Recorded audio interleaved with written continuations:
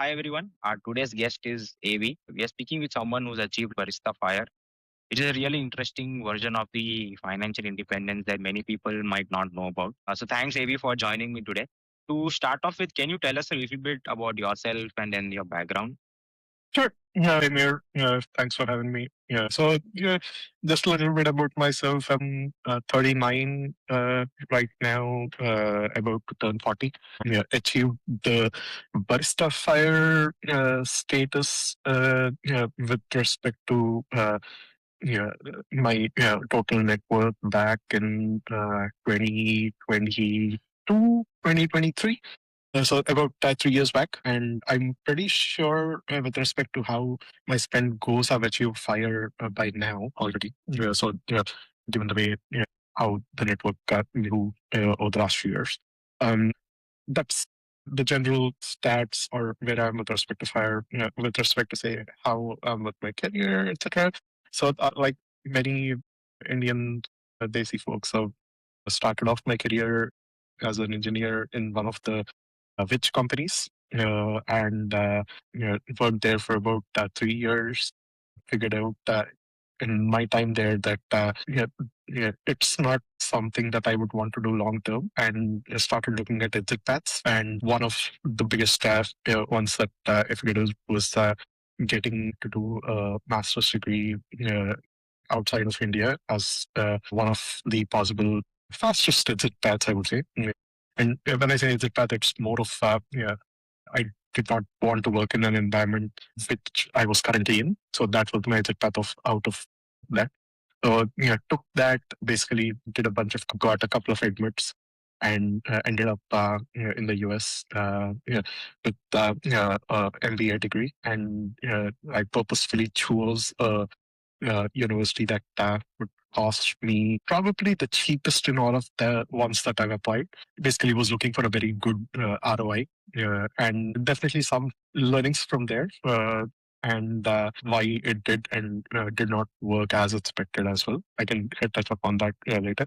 So after MBA, I was extremely lucky. I landed off in one of the FANG companies as a contractor, and I was able to convert the contract into a full-time role, and worked there for about 6 years, and then jumped ship to one of the older tech companies that was expanding into something that FANG was doing, and that gave me the next major boost in my career as well. So overall, I've been working for about uh, 14 years after my MBA. Yeah, and so this year is about my 20th year of work, and I'm pretty close to RE at this point. It's more of a mental block or a mental status rather than just finances at this point.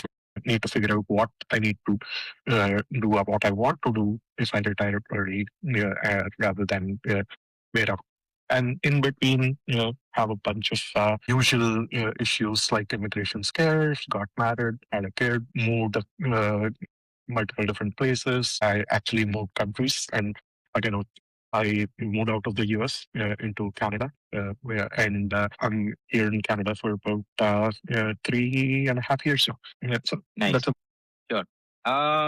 Pretty interesting life, AV. I think a lot of viewers, probably will be in the similar boat coming to do masters in the US and then trying to get a job here and then going from there and trying to figure out their journey. So yeah, pretty yeah. interesting. I think I want to start from you trying to explain what barista fire means, because not many people might know what that means. So if you can start from there.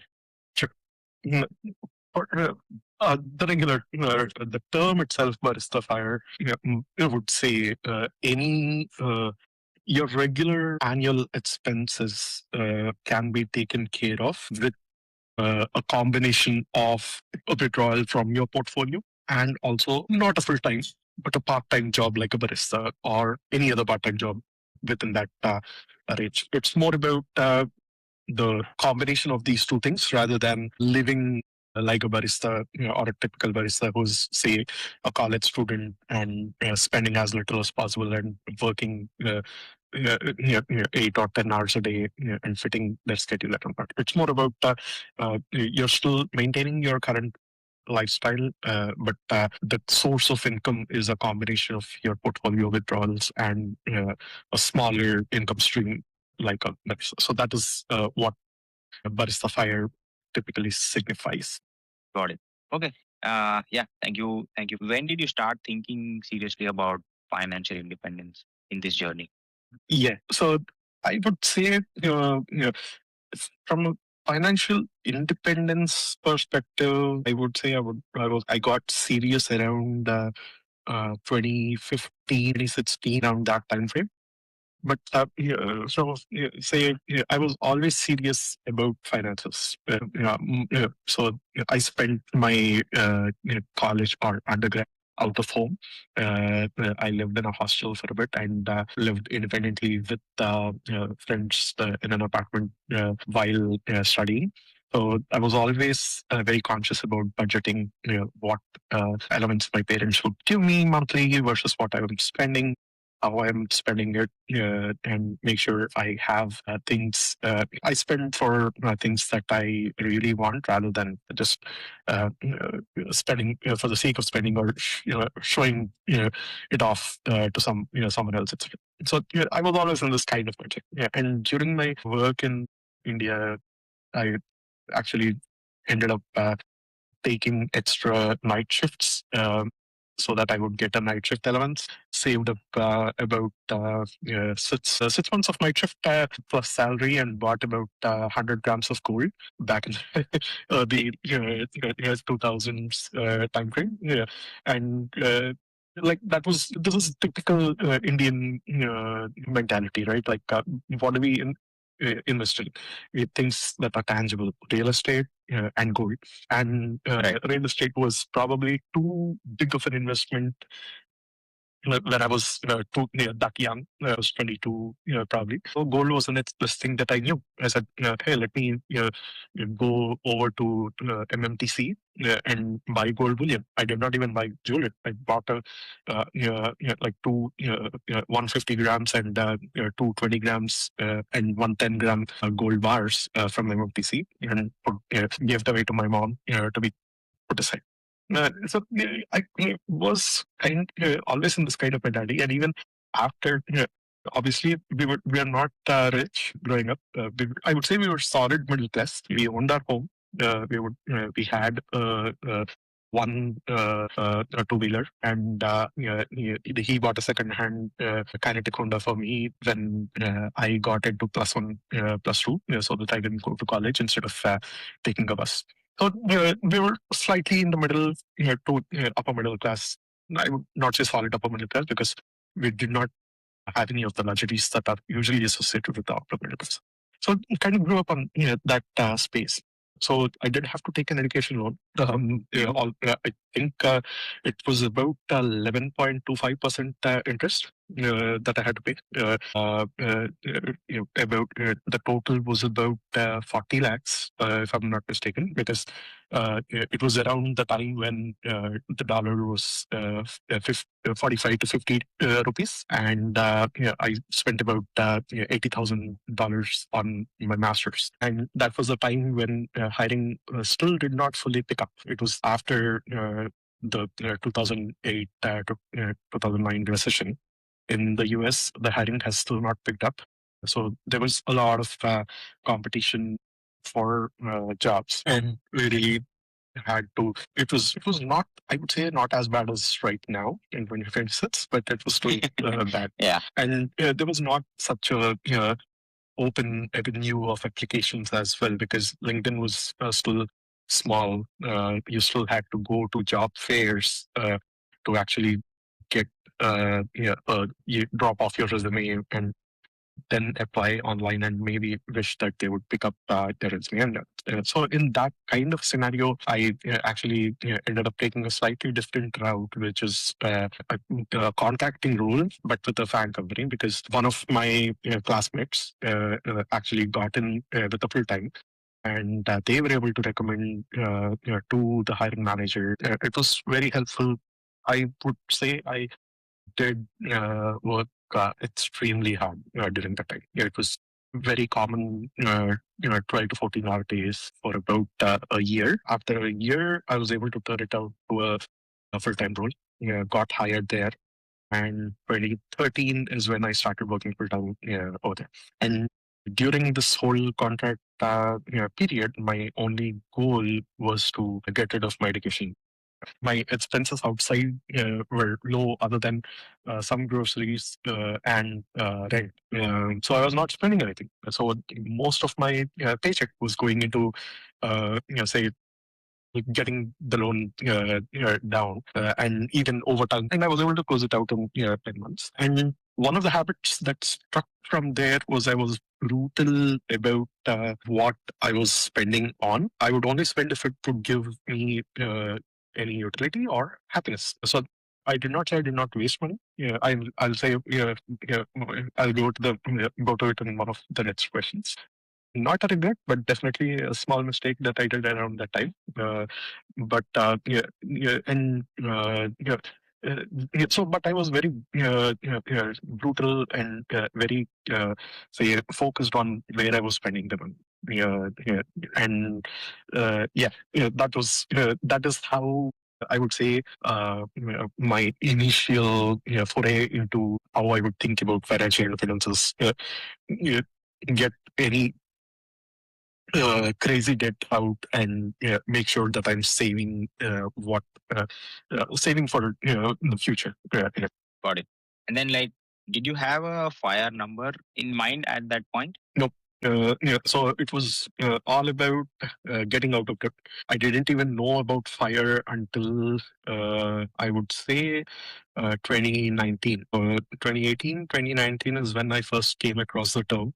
And that's when I started doing the calculation of, hey, what's my net worth like? What's my expenses are going to look like? Or track what I did track what I was spending annually, but I started categorizing things a bit more carefully into what are my needs versus wants, what is a must have versus what is a luxury, etc., etc. So yeah, back in 2013 and 2014, when I was in the initial stages of my second career, I did not have any of these terms. It was more about, am I being very how can I say this, systematic about what is coming in and going out in terms of money. So you were properly doing your budgeting at that time. Every penny coming in, every penny going out is something that you were, pretty doing aggressively with, Not with at your. not at a penny level. So Sure. I was probably tracking anything over $50. That was my say my threshold. Yeah, anything below $50, and I would not really look deep into it. But anything below $50, I would check: is this the right price? Do I have any deals, or is this really needed at this point, etc. Got it. Okay. So what were some of the biggest decisions that helped you move towards this financial independence, you think, in your journey, maybe starting from So 2020? from a from a say macro perspective, right? It is definitely say being frugal in my case, and also being disciplined about saving a percentage of my paycheck. Yeah, yeah. So even with my first job, even in India, I used to contribute voluntary EPF. I did the same thing in the US. I started from my first paycheck, and so the taking advantage of tax benefited accounts and employer match. These are the things that I always did. Over the years, the maths based pay that I got was about 140 k USD. Where I definitely left out was RSUs, and because I worked in tech companies and RSUs was where most of the growth happened. I would say apart from 1 or 2 years, I've saved most of my RSU. I basically considered that as a complete bonus. Never had plans to spend it, and just socked away all of that money I did diversify a bit of that just because concentration risk, and these terms I came to know about it later. I diversified a bit out of that employer stock, got into ETFs and all of that. But having obviously having that ability to do that is also very lucky. So sort of factors, like you said, having the discipline and also having a decently well-paying job and being able to live a life style which is not say not about instant gratification is a way that I put it. Is probably the biggest things. One major thing that I mentioned is also having alignment with your partner. So I got married early in 2014, and I was able to discuss in detail with my wife on what my say financial outlook was in life and how I want to do things. And she was very much in alignment with my values, and that helped. That helped immensely. Yeah, and I would expand on why, but more than half of my net worth right now is probably because we were able to combine our savings and also our expenses together and keep the lifestyle I would not say keep the lifestyle creep to a minimum. Lifestyle creep definitely happens. Keep it sustainable. Is what we would say at this level, and that is the main reason why we were able to get into the five status. Got it. And when did you realize that you had reached the point where Barista Fire was possible? What did that moment feel like? Sure. Barista Fire itself was probably around 2022, not even 2020, yeah, 2022 is when, just after all the COVID peaks and valleys and everything happened. I redid some of what we were spending over the last couple of years, looked at what our then net worth was, and figured out, hey, yeah, we were somewhere in between there. And it was, I would say it was not very different, because I was still not at that point where I would quit my day job, or I would do anything drastically different. And this is also probably because I was in the US. I was still on a visa that was tied to my job. My wife was on a visa which was tied to her job. So we were not, even though we achieved, say, uh, five from a money perspective, we were still not in a position to just quit our job and say, I'm going to do something else because I have enough money. So, that's so to answer your question, did it feel any different? Probably no. When things changed was when we decided, hey, we were past Barista Fire in another year in 2023. Because of some major vests that came in with my job and my wife's job, we added almost one fourth of our net worth in that 1 year. And we were past the Barista Fire point. And at that point, we were like, what are we even doing in the US? It's time with this uncertainty. We also had a kid who was growing up, and we said, "Hey, we might want to move out of the US if this makes sense." So, 2023 is when we moved to Canada. Planning and the process started years back, and because of various uncertainties, like in the years, and 2023 is when we triggered that on and said, "Move." My wife was able to transfer her role from the US to Canada. So we moved with a job. I actually resigned my job in the US and moved here without a job. And I took about 2 years off before I went back to work again. So during this time is when probably I would say the real test of not exactly retire early time frame, but more of what would my day look like? What would I spend time on? I picked up a bunch of different hobbies, spent time very well, but I still was a bit bored, to be honest. And that's the main reason I took back or went back to work with my same old company. They were able to hire me in Canada. And went back to work. And probably in another maybe year or two, like I said earlier on, it's more about the mental block rather than financial block at this point that we want to get into a RE. Got it. That's that sounds wonderful. That in 2023 you were actually able to get to a point where you are able to reach actual financial independence, and whatever savings you have, whatever investments you have, you're able to live off of that. I think that's a dream for a lot of people. So yeah, how what is the most surprising part about this phase of life? I would say the biggest thing is clarity about what you want and what you don't want definitely improves. And it's not just about work, it's about how you want to lead your life as well.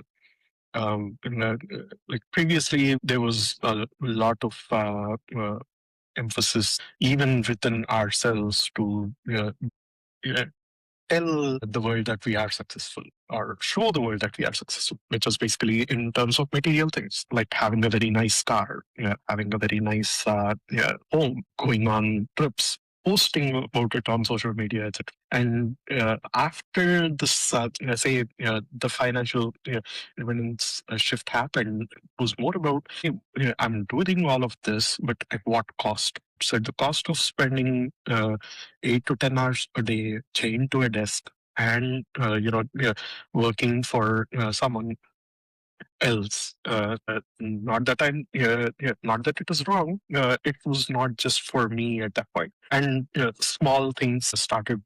Why the hell am I doing this for?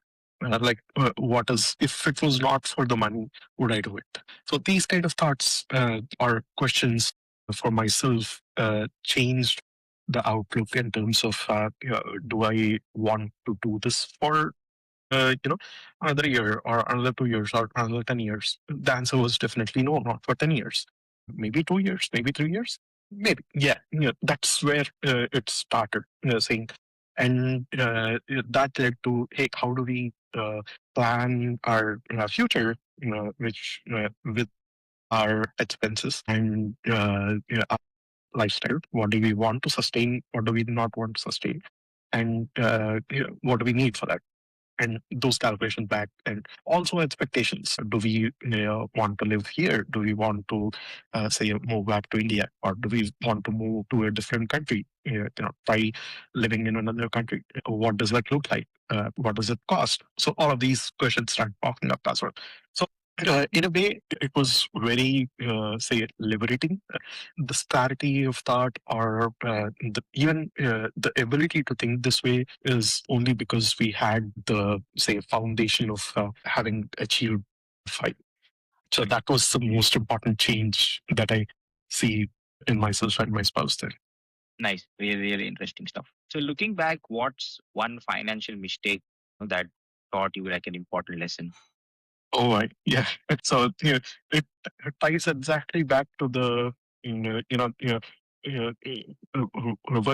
signaling to the world that you're successful. Maybe. Yeah. So I got myself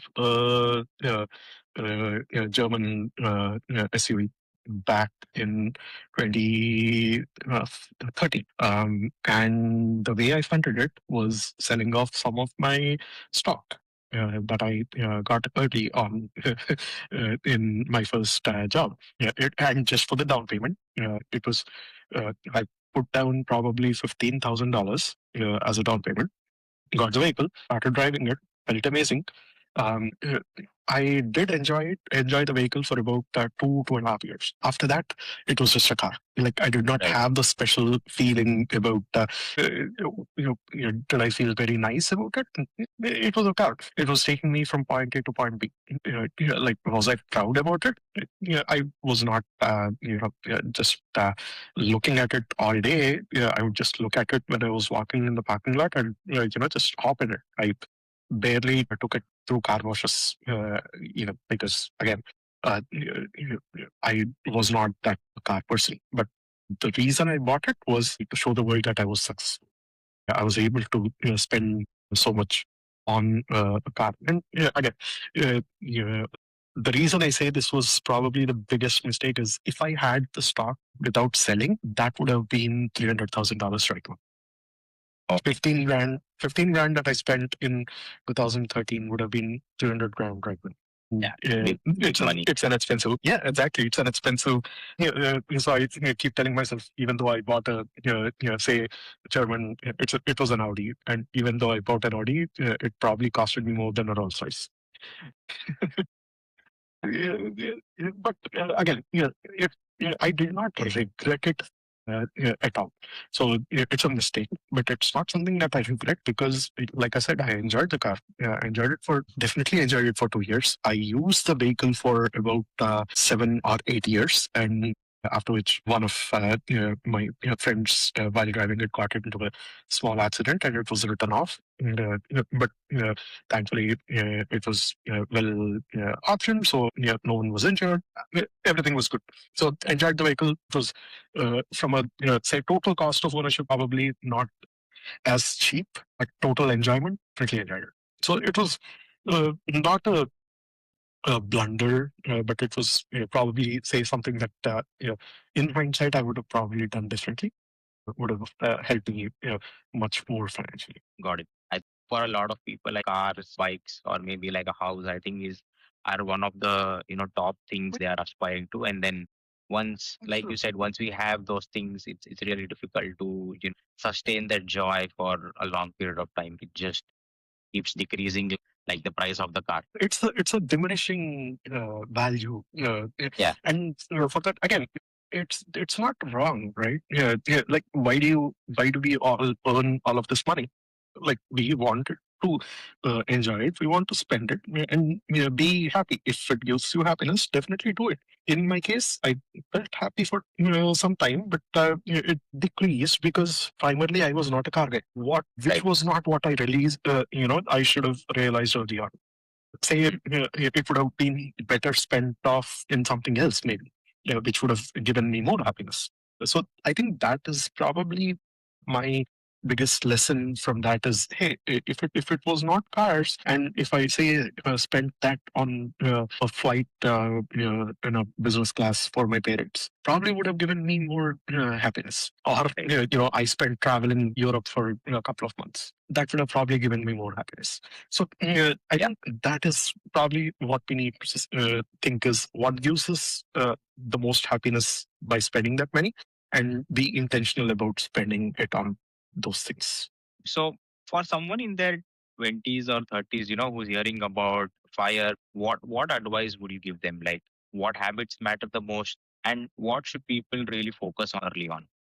So my biggest take is there is no instant gratification with fire. It's a long-term mindset. You would not see results in a month or 2 months or even a couple of years. It definitely needs a very long-term mindset on, say, how you want to look at things. It takes the time.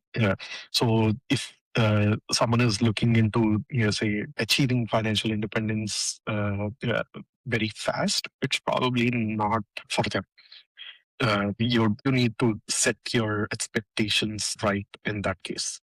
So for people who are looking at fire, say for the right reasons, in the right mindset, definitely thinking about how they want to save. Some of the prereqs are definitely there, right? Like you need to get into a stable career or job, work as hard as you can in your initial years to get to that slightly stable position.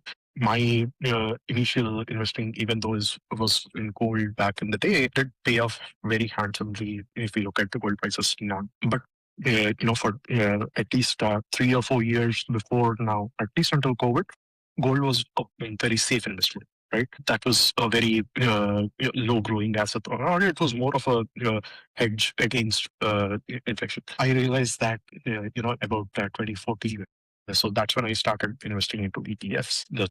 The stock market is where the significant returns are. After taking a couple of finance courses during masters, that's when I started realizing, hey, what do I want to invest in? How do I look at investment returns, et cetera, et cetera. So, learning about having these resources and learning about these things makes sense. Putting it into practice is even more important, right? So tracking your expenses, making sure you are investing aggressively for a significant amount of time. Yeah. Obviously, if you have a high income, your savings will be higher, so you'll reach the goal faster. But if you do not have a high income, making sure your proportion of savings is relatively high actually matters much more to build the discipline rather than just having a high income. So you might earn 200K and blow everything out, but if you say only 100K and save 50% of that, be in a much better off position than a high income earner. Yeah, having that discipline definitely matters. Got it.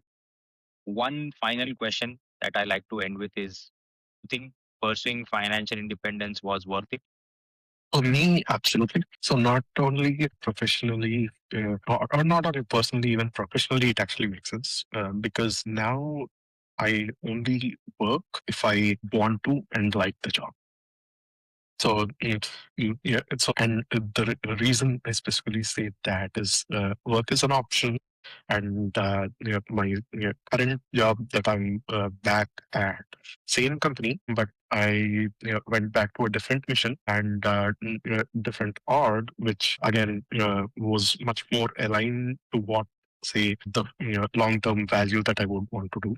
It was more in a space that I liked and I've built my career on rather than say something that I was thrust into and something that I enjoyed doing. And I'm extremely confident in doing it as well. Yeah. And over here, if I do not like what the job is turning into or has turned into, I'll just walk away from it. Like no regrets. And because the primary reason being, I don't need the paycheck anymore. And that for me is probably worth more than just a high paying career because I choose to do or I choose to do what I uh, want to do in this case. So that was probably the ultimate game changer for me in respect to getting to the fire status.